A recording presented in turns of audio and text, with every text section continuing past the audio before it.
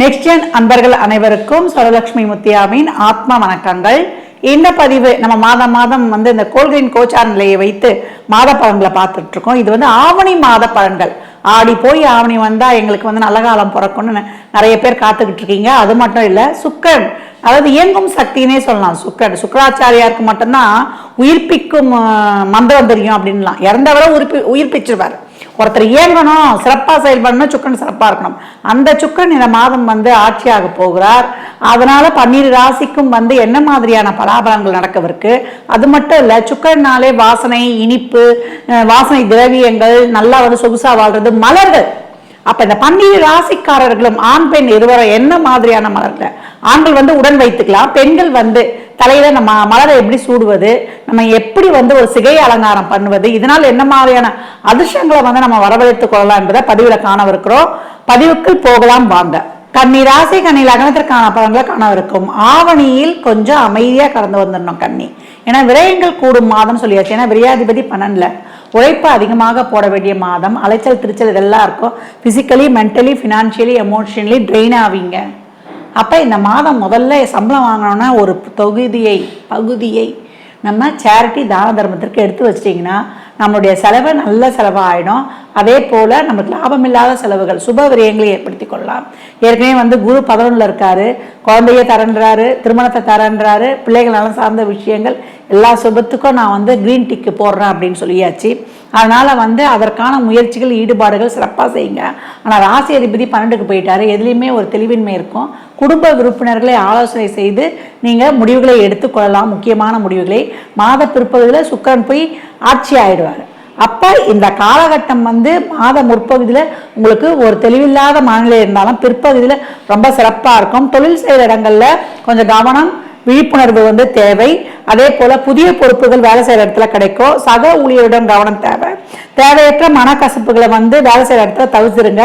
திட்டமிட்டு செயல்பட்டா ஒரு தொழில் நடத்துறீங்கன்னா அது நல்ல வளர்ச்சியை காண முடியும். பணவரவு உண்டு. குரு பார்வை உங்களுக்கு நல்ல ஒரு செயல்பாடு. குருவுடைய அந்த 11ஆம் இடத்துல இருக்கார் இல்லையா, அவர் தன்னம்பிக்கை, தைரியத்தை கொடுத்து செயல்பட வைத்தாலும் 3ஆம் இடத்தை தொட்டு உங்களுக்கு இருக்கக்கூடிய சந்தேகங்கள் இல்லை ஒரு சிறப்பாக முடிவெடுக்கணும்னா நான் ஏற்கனவே சொன்ன மாதிரி தான் குடும்ப உறுப்பில் கேட்டுக்கொள்வது ரொம்ப சிறப்பு. மாத பிற்பகுதியில் வரவு தாராளமாக இருக்கும். ஆனால் விரயங்கள் அதிகப்படியாக இருக்கும். அதை கட்டுப்படுத்தி கொள்ளணும். பண பரிவர்த்தனை, ஏடிஎம், இந்த கூகுள் பேயில், அப்புறம் ஃபோன்பேலாம் பண பரிவர்த்தனைலாம் பண்ணும்பொழுதுலாம் ரொம்ப கவனமாக பண்ணணும். வேற ஒருத்தருக்கு எடுத்துமே போடுற மாதிரி ஆகிடும். ஒருத்தருக்கு அனுப்பணும்னு நினச்சி இன்னொருத்தருக்கு தவறுதலாக அனுப்பி விட்டுருவோம். அதனால கவனம் வேணும். நீண்ட நாள் கடன்களை கட்டுக்குள் வச்சுருக்கேங்க. இந்த கடனை வாங்கி அங்கே கொடுக்குறேன், அந்த கடனை வாங்கி அங்கே கொடுக்குறேன்னு கடனை வாங்கி கடனை அடைக்க வேண்டிய செயலெல்லாம் ஈடுபடாதீங்க.